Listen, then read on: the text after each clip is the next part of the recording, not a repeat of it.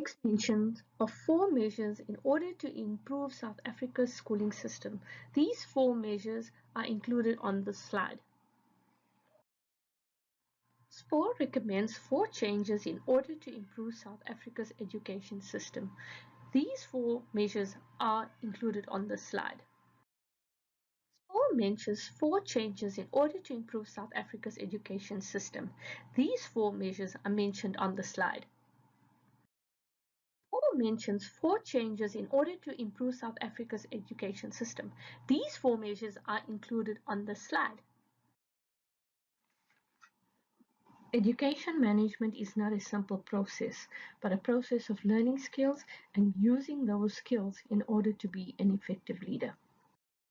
SPOR mentions 4 changes in order to improve South Africa's education system. These 4 measures are included on the slide.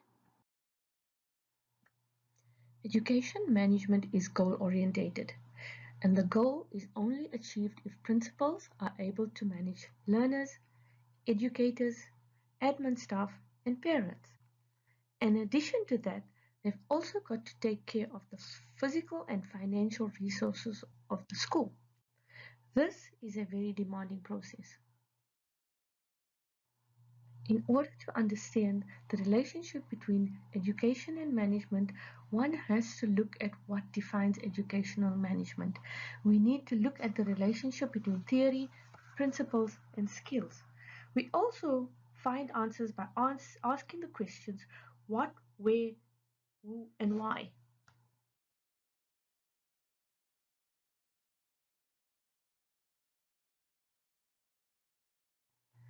There are 2 aspects to a teacher's work. The first is the functional work, which is the actual teaching in the classroom and which forms of the primary work of the educator.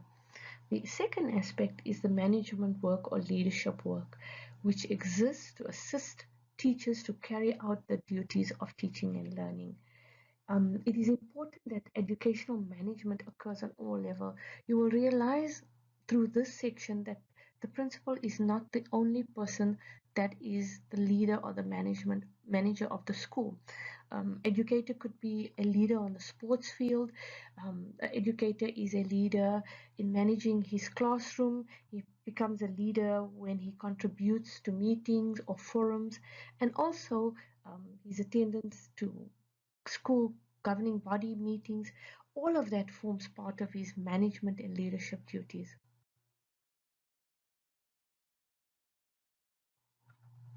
There are 4 levels of management in any organization, and everyone falls into one or more of these levels.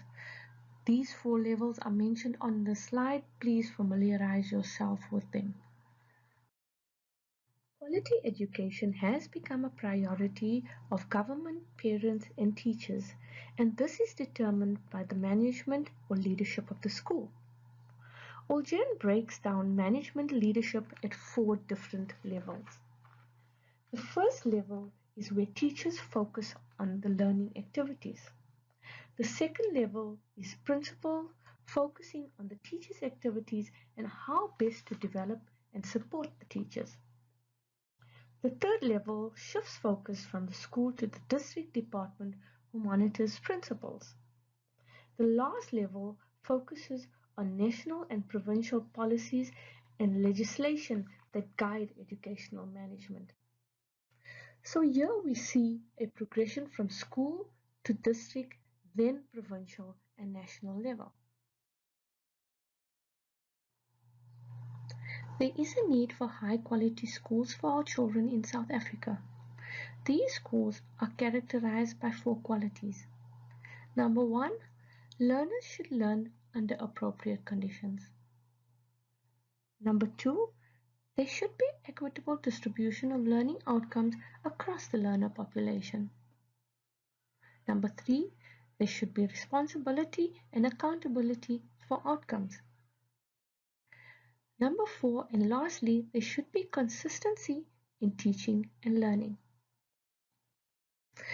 Now on page 112, you will find that Morrison lists some qualities of high-quality schools. Please read through it and make a list of your own. Perhaps there are some qualities which you can add to this list. Your textbook uses the term management leadership, but leadership is often seen as an aspect of management. Born leaders are seen as charismatic and visionary, and leadership relates to mission, direction, and inspiration. Management involves designing and carrying out of plans, getting things done, and working effectively with people. School principals have to be both leaders and managers.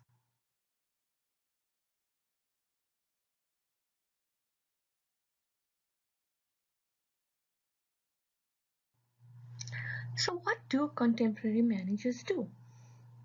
Fullen refers to professional capital, where focus is on developing the individual and group action. While Waldron and others are of the view that technology forms a valuable aspect of management together with people, tasks, and resources. They touch on the model of planning, organizing, leading, and controlling, and activities that include developing and clarifying mission, policies, and objectives of an organization.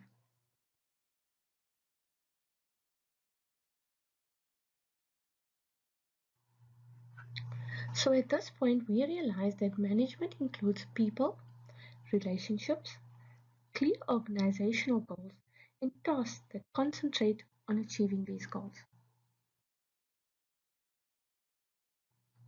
The 10 management leadership roles of a school principal is outlined in this diagram by Mintzberg. However, this is a simplified version of it.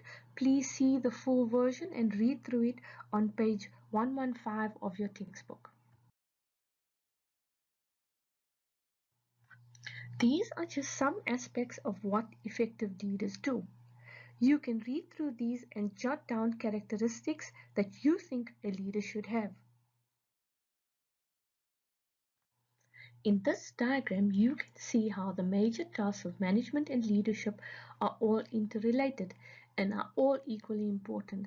This is a summarized version of the management task cycle together with the leadership task cycle. So now we understand that educators are leaders as well. This slide refers to aspects of non-executive leadership roles that you may find or recognize in yourself or any of your colleagues. Teacher Leadership Consortium outlines some aspects of the teacher management leadership roles. One is that teacher management leadership roles differ from school management leader roles. Number two, the teacher's role can enhance the capacity of the principal. It also supports strategies and behaviors linked to increasing learner achievement. This, however, will require a shift in the culture of the schools and necessitates new organizational structures and roles to meet the needs of the modern learner.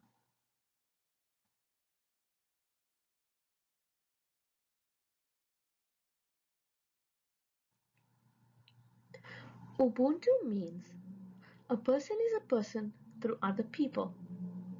Now, linking the concept of Ubuntu to educational leadership serves as a value system to which teachers can ascribe.